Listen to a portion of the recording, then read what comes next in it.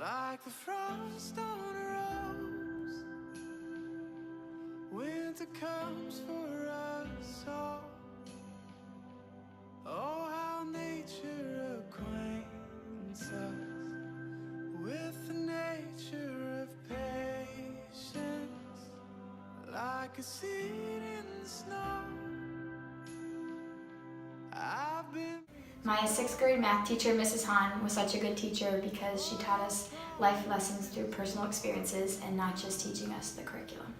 I would say one of the biggest impacts I've had from a teacher would be my English teacher in high school, who cared about me more as a person than she did caring about me as a student, and she put things into our class that would apply to my life as a whole and not just the class. My favorite teacher was my 1st grade teacher because she told me that I can be whatever I want to be.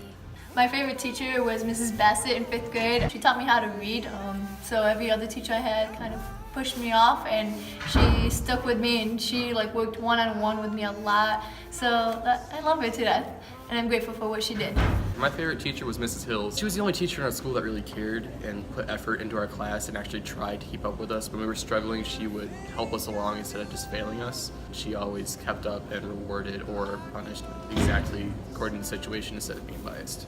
My favorite teacher is my 2nd grade teacher, Mrs. Youthy, because she is one of the main reasons that I want to be an elementary school teacher, because she inspired me through everything she did. My favorite teacher was back in Thailand middle school, and her name is Miss Potashu. She was my math teacher. She not only taught me how to do math, but also taught me how to really live life after high school. The most impactful teacher in my life was Mr. Steinkraus, and he was so impactful because he held us to a really high standard while also being really loving. So he really kind of towed the line between being really tough on us and stressing us out, but also being super kind and understanding of our life problems. As you could see, many of the students said that their most effective teacher had positive relationships with them. They taught them about life. They cared about them more as a person than their work. It's very hard for certification requirements and different tests to measure a teacher's social skills. Because of that, I would like to break down 3 factors of teacher effectiveness. First, a teacher's preparation during their time of certification. Secondly, a teacher's passion or motivation to teach. And thirdly, the environment in which the teacher teaches.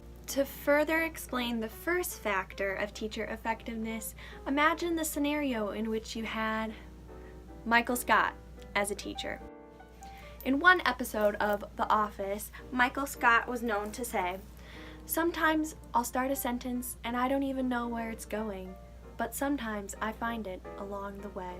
It's very important for teachers to feel confident in what they're teaching and sharing about, because if they don't feel confident, how could their students feel confident? For the second factor of teacher effectiveness, a teacher's passion or motivation to teach, imagine you had Sherlock as your teacher. John Watson said to Sherlock, "There are lives at stake, actual human lives.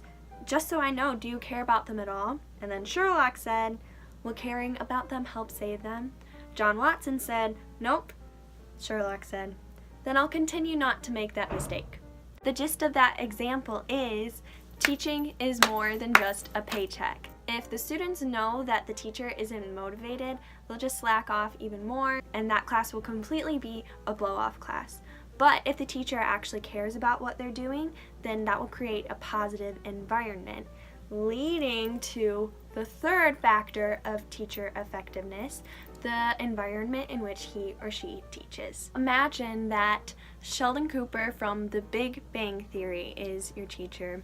In one episode, Penny was crying, and Sheldon asked, "Penny, why are you crying?" And she said, "I'm crying because I'm stupid." And he said, "That doesn't make sense. One cries because they're sad. For example, I cry because other people are stupid, and that makes me sad." If a teacher cultivates this environment that makes students feel very uncomfortable and uneasy to learn and ask questions, there will be no productivity. Teachers need to realize that the environment they create totally transforms a student's learning experience. Now, after giving you 3 not so good examples, let's pretend that Yoda is your teacher. Did Yoda have good preparation? Yes. He could teach Luke how to be a Jedi because he was a Jedi and he went through it. Did he have good passion and motivation? Also, yes, he saw Luke in a way that Luke couldn't even see himself because he knew what was inside of him. Did he have a positive environment? Well, he lived in a swamp all by himself.